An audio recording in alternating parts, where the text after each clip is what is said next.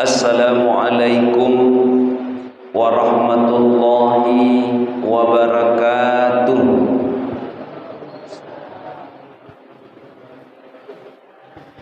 Alhamdulillahillazi hadana li hadza wa ma kunna linahtadiya laula an hadanallah. Asyhadu an la ilaha illallah wa asyhadu anna sayyidana wa nabiyyana Muhammadan abduhu wa rasuluh. Allahumma salli ala sayyidina Muhammad wa ala alihi wa sahbihi ajma'in.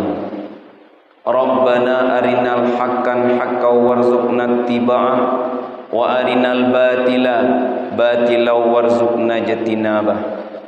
Fasma'u qaulahu ta'ala fil Qur'anil Karim. A'udzu billahi minasy syaithanir rajim. Bismillahirrahmanirrahim. Fi qulubihim maradun fazadahumullahu maradan wa lahum azabun alimun bima kanu yaksibun. Di dalam hati manusia itu ada penyakit. Fazadahumullahu maradan, maka Allah tambah penyakit itu. Walahum azabun alim, dan bagi mereka itu diberi azab yang amat pedih. Bima kanu yaksibun, dengan apa yang mereka kerjakan. Bapak Ibu yang dimuliakan Allah Subhanahu wa taala, di pagi yang mulia ini kita bersyukur kepada Allah Subhanahu wa taala dengan kalimat alhamdulillahi rabbil alamin, di mana Allah mencurahkan rahmat, taufik dan hidayahnya sehingga kita bisa meluangkan waktu di subuh yang mulia ini untuk beribadah kepada Allah Subhanahu wa taala dalam rangka mencari redha dan kasih sayang Allah Subhanahu wa taala. Semoga amal ibadah yang kita laksanakan diawali dengan hati yang ikhlas, mengharapkan redha Allah, diterima oleh Allah Subhanahu wa taala, dan kita menjadi hamba-hamba yang muttaqin. Amin ya rabbal alamin. Salawat beriringan salam tidak lupa pula kita kirimkan kepada arwah junjungan kita, yakni Nabi besar Muhammad sallallahu alaihi wasallam, dengan ucapan Allahumma salli ala sayyidina Muhammad wa ala alihi wa sahbihi ajma'in. Bapak Ibu yang dimuliakan Allah Subhanahu wa taala, tausiah kita di subuh yang mulia ini, Rasulullah sallallahu alaihi wasallam bersabda, "Inna fi jasadikum mudghah, iza salahat salahati kullu, wa iza fasadat fasadatil kullu, ala wahya qalbu." Sesungguhnya di dalam tubuh kamu, di dalam jasad kamu ada segumpal daging. Sekiranya daging itu baik, maka baiklah seluruh tubuhmu. Dan sekiranya daging itu buruk, maka buruklah seluruh perbuatanmu. Ala, ingatlah, wahya qalbu, dan dianya adalah hati. Bapak Ibu yang dimuliakan Allah Subhanahu wa taala, berbicara dengan hati. Ada dalam bahasa agama itu hati disebut dengan kalbu. Fi qulubihim maradun fazadahumullahu maradan. Di dalam hati kamu itu ada hati. Ada bahasa disebut dengan kalbu, hati. Maka kalbu ini Bapak Ibu yang dimuliakan Allah Subhanahu wa taala, hati ini disebut dengan hati sanubari. Hati sanubari itu adalah hati yang terletak di bawah dada. Tugasnya adalah untuk memompa darah, mengedarkan ke seluruh tubuh manusia. Maka apabila darah tidak jalan, maka manusia mengalami gangguan disebut dengan sakit. Bapak Ibu yang dimuliakan Allah Subhanahu wa taala. Yang kedua ada disebut dengan mutmainnah. Ini adalah hati nurani. Ya ayyatuhan nafsul mutmainnah. Ini adalah merupakan ruh. Jasad dengan ruh ini adalah suatu dua yang berada dalam tubuh manusia. Bapak Ibu yang dimuliakan Allah Subhanahu wa taala, kalau sudah berpisah antara ruh dengan jasad, maka manusia tidak dinamakan lagi dengan manusia. Dia dinamakan dengan manusia kalau sudah bersatu antara jasad dan ruh. Tapi bila mana berpisah salah satunya, dia tidak dinamakan lagi dengan manusia. Dia disebut dengan mayat. Bapak Ibu yang dimuliakan Allah Subhanahu wa taala, maka mutmainnah ini itulah yang disebut dengan hati nurani.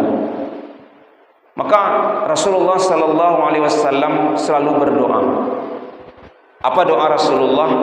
Allahumma ja'al fi qalbi nuran wa fi sam'i nuran wa fil basari nuran wa an yamani nuran wa an yasari nuran amami nuran khalfi nuran fawqi nuran tahti nuran Allahumma ja'al fi nafsi nuran wa zamli nuran.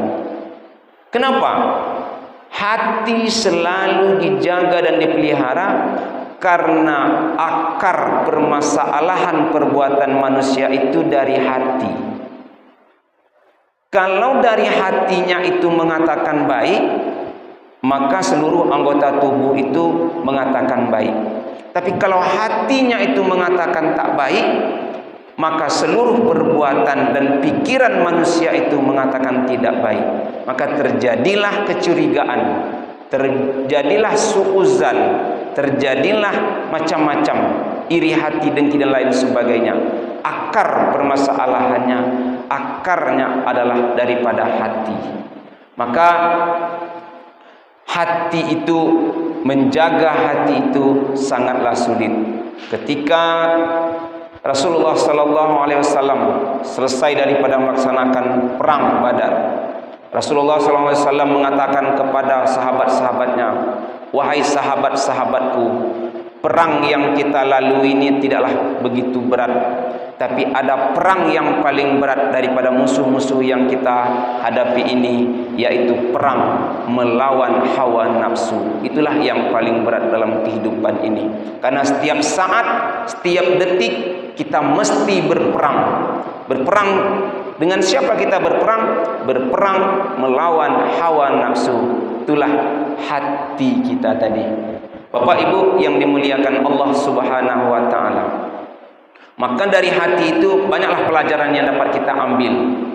Ada disebut dengan penyakit hati, ada yang disebut dengan obat hati, ada juga yang disebut dengan maksiat hati. Nah, pada pagi yang mulia ini, Bapak Ibu yang dimuliakan Allah Subhanahu wa taala, di dalam kitab Arba'in fi Ulumuddin, Imam Al-Ghazali mengatakan ada 10 macam maksiat hati. Bapak Ibu yang dimuliakan Allah Subhanahu wa taala, ada 10 macam maksiat hati. Maka yang 10 ini bisa merusak tubuh kita, jasad kita. Apa yang pertama? Kata Imam Al-Ghazali di dalam kitab Arba'in fi Usuluddin, yang pertama adalah syahrul ta'am. Apa yang disebut dengan syahrul ta'am itu? Yaitu banyak makan. Banyak makan ini termasuk daripada maksiat hati. Bapak Ibu yang dimuliakan Allah Subhanahu wa taala, dalam surat Al-A'raf ayat 31, Allah Subhanahu wa taala berfirman, "Ya bani Adam, wahai anak-anak Adam, wahai anak cucu Adam, khuzu zinatakum, ambillah olehmu akan perhiasanmu inda kulli masjid, ketika kamu ingin pergi ke masjid. Bapak Ibu yang dimuliakan Allah Subhanahu wa taala, kata-kata zina ini kalau kita pahami secara tekstual itu hiasan. Berarti orang pergi ke masjid itu harus berhias, benar. Orang ke masjid itu harus suci, bersih, jasmani maupun rohani. Maka yang pertama awal dia melaksanakan ibadah itu dia harus taharah. Apa itu taharah? Bersuci daripada hadas dan najis. Maka Bapak Ibu yang dimuliakan Allah Subhanahu wa taala, maka ketika kita ingin pergi ke masjid itu yang kita laksanakan adalah zinatakum. Hias itu jangan pula berlebih-lebihan. Ya. Karena berhias pakailah baju yang paling mahal, baju yang bertulis, mukinnah yang paling mahal. Mahal mukinnah tak menjamin ibadah diterima oleh Allah. Ya, mahal baju kita tak menjamin salat kita diterima oleh Allah Subhanahu wa taala. Tapi yang diterima oleh Allah adalah yang bersih, yang suci. Maka disunahkan kita itu memakai pakaian yang putih, hitam, polos. Jangan bertulis pula lagi. Ini kadang-kadang baju bertulis lagi di belakang, macam-macam tulisan.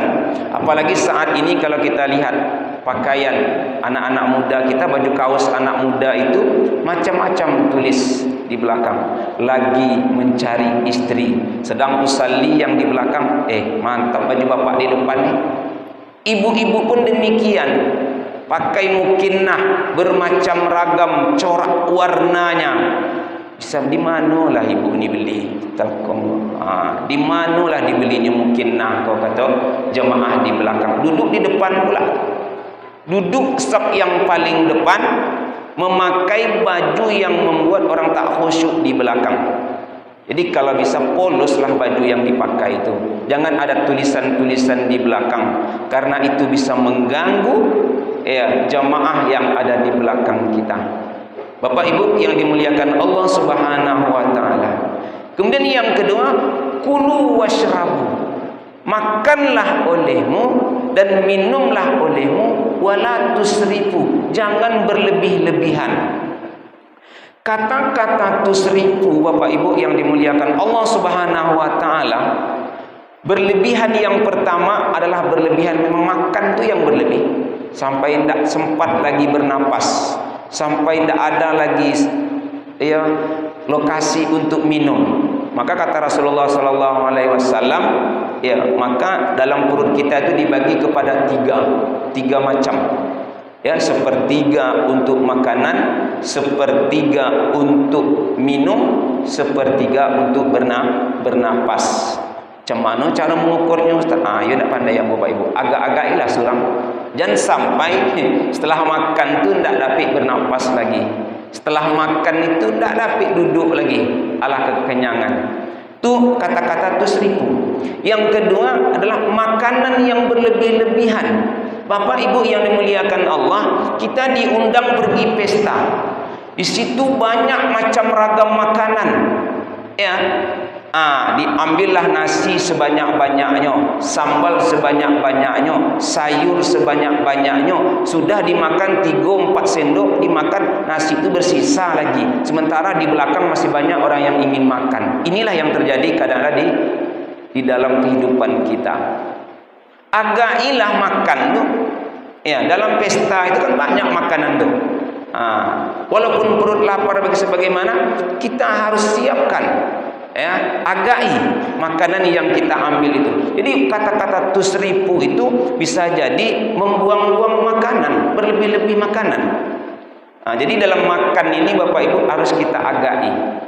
Maka kata Imam Al-Ghazali, Ya, maksiat hati itu diantaranya adalah berlebihan dalam makan. Wala tusrifu, jangan berlebih-lebihan. Innallaha la yuhibbul musrifun. Sesungguhnya Allah tidak menyukai orang-orang yang berlebih-lebihan. Bapak Ibu yang dimuliakan Allah Subhanahu wa taala, maka dalam makan ini kita harus berpikir, harus agak-agak, harus sesuai. Kalau sekiranya berlebih tak habis, ya berilah kepada tetangga, berilah kepada orang lain. Jangan tak habis baru dikasih kepada orang. Lah tak habis kan sisa, berarti diagihkan kepada orang. Janganlah sisa itu baru mau ngasih orang. Masih banyak tak mau ngasih orang. Nah, jadi yang masih banyak itulah kira-kira ini tak habis juga nih. Makan paling 5 orang berapalah kalau sebanyak ini. Ini berlebih makanan. Bagus diberi kepada tetangga. Bapak Ibu yang dimuliakan Allah Subhanahu wa taala, itu yang pertama ya, yang termasuk daripada maksiat hati. Kemudian yang kedua Bapak Ibu yang dimuliakan Allah Subhanahu wa taala adalah syahrul kalam. Apa itu syahrul kalam? Terlalu banyak bicara. Rupanya Bapak Ibu yang dimuliakan Allah Subhanahu wa taala, tak berbicara tak baik. Terlalu banyak bicara juga tak baik. Karena apa? Karena kalau tak ada bicara yang baik, maka tak termasuk daripada orang-orang yang beriman dengan Allah dan hari yang akhir. Man kana yu'minu billahi wa bil yaumil akhir falyaqul khairan aw liyasmut. Barang siapa yang beriman dengan Allah dan hari yang akhir, hendaklah dia berkata yang baik-baik. Kalau tak sanggup berkata yang baik, aw liyasmut, hendaklah dia itu diam. Jadi Bapak Ibu yang dimuliakan Allah Subhanahu wa taala, maka berbicara yang baik itu dianjurkan dalam agama. Tapi kalau yang tak baik itu, maka tidak dianjurkan dalam agama. Maka dalam syair dikatakan man kasura kalamu kasura zunub. Barang siapa yang banyak bicara, banyak dusta, banyak bohong, banyak tak jelas. Man kasura kalamu kasura zunub. Kazabu, barang siapa yang banyak bicara, banyak tak betulnya. Waman kasura kazabu kasura zunubu. Dan barang siapa yang banyak tak betulnya, berarti banyak dosanya. Waman kasura zunubu pinnar. Dan barang siapa yang banyak tak betulnya, barang siapa yang banyak dosanya, finnar, maka dia dimasukkan Allah ke dalam neraka. Bapak Ibu yang dimuliakan Allah Subhanahu wa taala, maka orang yang banyak berbicara yang tak benar, yang tak betul, maka dilarang dalam agama kita. Bapak Ibu yang dimuliakan Allah Subhanahu wa taala, jadi termasuk daripada maksiat hati yaitu syahrul kalam, banyak berbicara. Dari Ibnu Umar radhiyallahu anhu, qala Rasulullah sallallahu alaihi wasallam, Rasulullah sallallahu alaihi wasallam, la taksarul kalam, janganlah kamu banyak bicara, bighairi zikrillah, selain zikir kepada Allah Subhanahu wa taala. Wali anna kasural kalam, karena sesungguhnya banyak berbicara itu bighairi zikrillah taala, dengan tidak zikir kepada Allah Subhanahu wa taala, kiswatun qalbi, adalah mengeraskan hati. Keras hati kalau sudah banyak bicara selain bicara kebaikan. Kenapa? Karena orang yang pintar berbicara, orang yang pintar ngomong, dia merasakan dia yang paling hebat. Orang kalau sudah berbicara dia yang paling hebat, ini payah diatur. Ini payah diajak untuk kompromi. Ini payah diajak untuk kerjasama. Kalau merasakan dia itu hebat, kalau merasa dia itu pintar, maka payah tidak diajak kerjasama. Kiswatul qalbi. Fa inna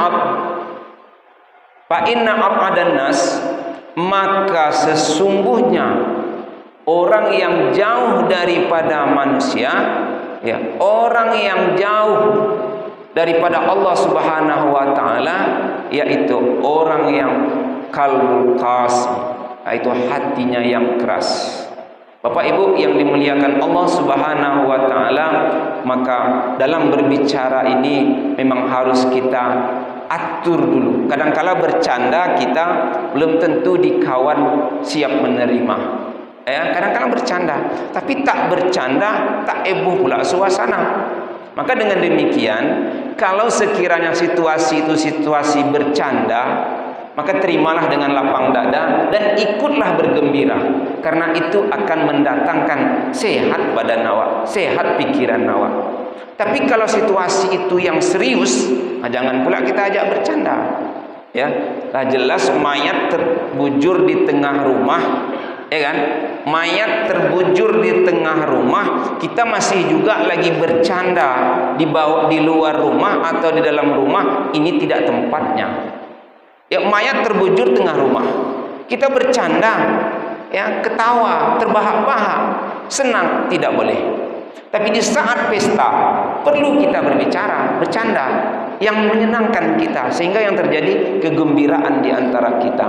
Jadi ada tempat-tempatnya Bapak Ibu. Ya, jangan pula mentang-mentang tak boleh berbicara karena banyak berbicara maksiat hati sehingga takut nak berbicara, enggak juga boleh. Jadi tak boleh. Jadi sesuai pada tempatnya. Maka ya, orang yang beriman dengan Allah dan beriman dengan hari yang akhir, dia akan berbicara perkataan yang baik-baik. Kalau tidak sanggup, maka dia diam. Bapak Ibu yang dimuliakan Allah Subhanahu wa taala, itu yang kedua yang disebut dengan maksiat hati. Kemudian yang ketiga, Bapak Ibu yang dimuliakan Allah Subhanahu wa taala, adalah ghadab. Apa itu ghadab? Ghadab yaitu marah. Maka Rasulullah sallallahu alaihi wasallam di dalam hadis matan arba'in disebutkan, la taghdab, faradda miraran, la taghdab. Dua kali Rasulullah sallallahu alaihi wasallam menyampaikan, janganlah kamu marah. Faradda miraran, sekali-kali, janganlah bertubi-tubi marah. Kenapa? Kalau sudah marah itu setan datang. Kalau sudah setan datang, itulah payah nak mengontrol Bapak Ibu. Ya, semua kebaikan hilang, yang ada hanyalah keburukan. Kalau sudah setan yang datang, di saat kita marah, 1000 kebaikan, 1 kesalahan yang disebut yang 1 kesalahan itu, sehingga dicari lagi anak penak kesalahan itu. Apa lagi kira-kira? Yang kebaikan itu tidak ada lagi yang diingat kalau sudah marah terlalu. Maka Rasulullah menganjurkan jangan sampai kita marah. Kalau sudah marah, darah kita ini, ya Bu, bagaikan air yang mendidih. Dada kita ini bagaikan periuk yang sedang panas. Begitulah kalau situasi marah. Manusia itu bagaikan mau dimakan. Ya, rasa-rasa mau dimakan manusia itu kalau sudah marah. Maka Bapak Ibu yang dimuliakan Allah Subhanahu wa taala, maka kalau marah ini datangnya juga dari hati. Maka kalau kita bisa menjaga hati, walaupun kita marah tapi masih bisa lagi dikontrol. Tapi kalau sudah hati, ya, kalau sudah hati dikuasai oleh marah, dikuasai oleh setan, maka pikiran kita tak terkontrol lagi. Bapak Ibu yang dimuliakan Allah Subhanahu wa taala, maka ya, dalam marah ini ada marah itu yang untuk memberikan pelajaran, tak jadi masalah. Tapi yang marah memang betul-betul keterlaluan, ya. Keterlaluan. Mungkin dalam berumah tangga kita sering marah, baik kepada istri atau kepada suami maupun kepada anak. Tapi marah itu adalah marah yang memberikan pelajaran. Jangan marah yang mendatangkan syaitan. Bapak Ibu yang dimuliakan Allah Subhanahu wa taala, konyo Pak kalau dimarah bini, ancak kita keluar sebentar. Pesan kopi, pesan titalu, awak di warung, ndak ada cerita lagi. Pulang ke rumah ndak kena berang lah ya Pak. Tapi kalau awak tunggu, berang ibu-ibu, awak tunggu di rumah tu, menjadilah. Nama menjadi. Tapi kalau pergi kita, Pak, pergi kita dari rumah tu, ke siapa ibu ke berang? Calik apa ndak ada oleh di rumah. Apalah pergi dari rumah, kesian ni berang. Akhirnya berang surang. Berang surang kan pahitnya. Kitalah kenyang di warung, lah habilu teh talu segelas. Ialah habilu teh tarik segelas. Ialah habilu bakwan agak limo lah, kenyang awak baru pulang ke rumah. Nak akan berang seperti tadi lah ibu-ibu tu. Ibu pun demikian. Ya, kalau kira apa-apa berang, Bu, tenang senlah awak, diam sen. Walaupun ibu benar. Karena kami tu kalau lah berang, Bu, lain situ. Kadang-kadang kalau ndak tahan lagi tu, biasa-biasa tobang piring. Kalau ndak apa yang ada tobang. Jadi kalau daripada piring tobang, daripada apa yang ada tobang, cak ibu diam aja. Walaupun ibu sisi ibu benar. Gitulah, Bu. Bapak Ibu yang dimuliakan Allah Subhanahu wa taala, tapi kalau sudah sama-sama ndak tenang, satu omongan bapak, 5 jawaban ibu ditambah oleh anak lagi, nambah menjadilah. Nambah menjadi. Kacau balau lah rumah tangga kalau model tu. Tapi kalau 1000 omongan bapak, ibu diam aja, apalah yang awak kecil. Kadang-kadang itu je omongnya. Putar ke putar itu lah 10 kali ulang itu je. Lah model itu. Alah Pak, alah itu je dari tadi Pak. Alah tu lah masuk di kepala, selesai urusan. Iya kan Pak? Bapak Ibu yang dimuliakan Allah Subhanahu wa taala, maka orang yang bisa menahan marah ini, apa janji Allah? Ya, Allah sediakan surga seluas langit dan bumi. Wasari'u ila maghfiratin min rabbikum wa jannatin arduhas samawati wal ard uiddat lil muttaqin allazina yunfikuna fis sara wal qaziminal ghaiz. Itu janji Allah. Disediakan surga seluas langit dan bumi untuk orang yang bertakwa. Siapa orang yang bertakwa? Itu adalah wal qaziminal ghaiz, di antaranya orang yang bisa menahan amarahnya. Bapak Ibu yang dimuliakan Allah Subhanahu wa taala, ketika situasi yang sangat panas bisa kita menahan amarah, maka apa kata Allah? Disediakan surga seluas langit dan bumi. Lah mulai waktu Pak. 5 menit lah. 5 menit lah. Bapak Ibu yang dimuliakan Allah Subhanahu wa taala, maka kita harus menjaga marah, karena kalau sudah marah Allah kalau sudah marah, setan itu akan datang kepada kita. Maka Ibu Bapak Ibu yang dimuliakan Allah Subhanahu wa taala, itulah yang perlu kita jaga. Yang keempat, mungkin kita tidak bisa menyampaikan seluruhnya. Yang keempat yang termasuk daripada maksiat hati adalah hasad. Apa itu hasad Bapak Ibu? Bahasa kitanya dengki. Ya, ada hasad, ada dengki, ada iri, ada dendamnya beda tuh. Ya, dengki, iri, dendam itu beda. Maka hasad termasuk daripada maksiat hati, sebagaimana hadis yang diriwayatkan oleh Abu Daud, iyyakum wal hasada fa innal hasada ya'kulu hasanata kama ta'kulun narul khatab. Apa kata Rasulullah SAW? Jauhilah olehmu akan sifat dengki, jauhilah olehmu daripada sifat hasad. Kenapa? Fa innal hasada, maka sesungguhnya hasad ya'kulu hasanata, dia memakan akan pahala kebaikan, kama ta'kulun narul khatab, sebagai api memakan kayu yang kering. Api memakan sekam, asapnya tak nampak, tapi di dalam tak ada sekam, lailah habis dimakan oleh api. Begitulah sifat hasad kalau sudah datang ke dalam tubuh kita, tak ada arti amalan yang kita lakukan selama ini, tak ada arti ibadah yang kita lakukan selama ini, kalau dalam hati kita itu punya sifat dengki. Dari dengki itu awalnya iri, dari iri timbullah dengki, dari dengki timbullah macam-macam fitnah dan lain sebagainya.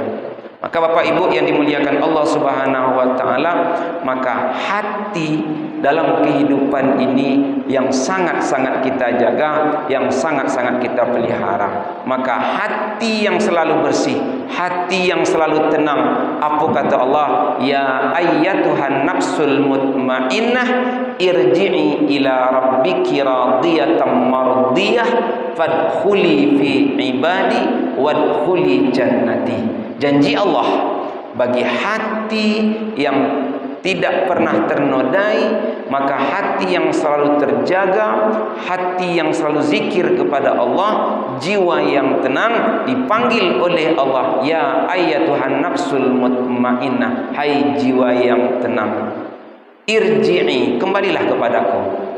Ya, irji'i ila rabbikira, kembalilah kepadaku. Fadkhuli fi ibadi, aku akan masukkan kalian ke dalam hamba-hambaku. Wadkhuli jannati, aku akan masukkan ke dalam surgaku.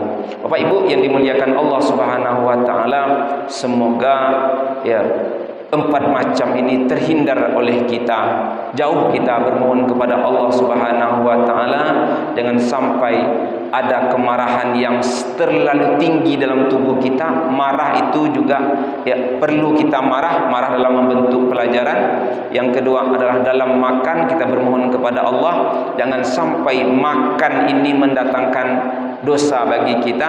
Ya, memang ada kata mengatakan hidup, ada bahasa hidup untuk makan, ada makan untuk hidup. Itu bedakanlah. Ya, kitalah yang memahami mana makan untuk hidup, mana hidup untuk makan. Bapak Ibu yang dimuliakan Allah Subhanahu wa taala, semoga saya yang menyampaikan dapat mengamalkan, Bapak Ibu yang mendengarkan dapat pula mengamalkan. Di subuh yang mulia ini kita diberikan rahmat oleh Allah Subhanahu wa taala. Amin ya rabbal alamin. Subhanallah wa bihamdihi, subhanallah wa bihamdika, asyhadu an la ilaha illa anta, astaghfiruka wa atubu ilaih. Mari kita akhiri dengan doa. Ila hadratin Nabil Mustafa Muhammadir Rasulillah sallallahu alaihi wasallam wa ala alihi wa sahbihi kiramil Fatihah. A'udzu billahi minasyaitonir rajim. Bismillahirrahmanirrahim. Alhamdulillahi rabbil alamin arrahmanir rahim maliki yaumiddin. Iyyaka na'budu wa iyyaka nasta'in. Ihdinas siratal mustaqim. Siratal ladzina an'amta 'alaihim ghairil maghdubi 'alaihim waladdallin. Amin. A'udzu billahi minasyaitonir rajim. Bismillahirrahmanirrahim. Alhamdulillahi rabbil alamin. Assalatu wassalamu ala asyrafil anbiya'i wal mursalin wa ala alihi wa sahbihi ajma'in. Allahumma salli ala sayyidina Muhammad wa ala ali sayyidina Muhammad. Allahumma ighfir lana dhunubana wa liwalidayna warhamhuma kama rabbayana shaghira wa li jami'il muslimina wal muslimat wal mu'minina wal mu'minat al ahya'i minhum wal amwat bi rahmatika ya arhamar rahimin. Allahumma nawwir qulubana binuri dinika wa tahhir a'dha'ana binuri afwika wa yassir umurana binuri taufika wastajib do'ana binuri rahmatika ya arhamar rahimin. Allahumma tawwil umurana wa sahih ajsadana wa nawwir qulubana wa sabbit imanana wa ahsin a'malana wa wasi' arzakana wa ila khairi qaribna wa min syarri ab'idna waqdi hajatina fid dini wad dunya wal akhirah innaka ala kulli syai'in qadir. Allahumma ja'al jam'atana haza jam'atan marhumah wa tafarrukana min ba'dihi tafarrukan ma'sumah. Rabbana atina fid dunya hasanah wa fil akhirati hasanah wa qina azabannar. Walhamdulillahi rabbil alamin. Demikian, berbanyak maaf. Wabillahi taufiq wal hidayah. Assalamualaikum warahmatullahi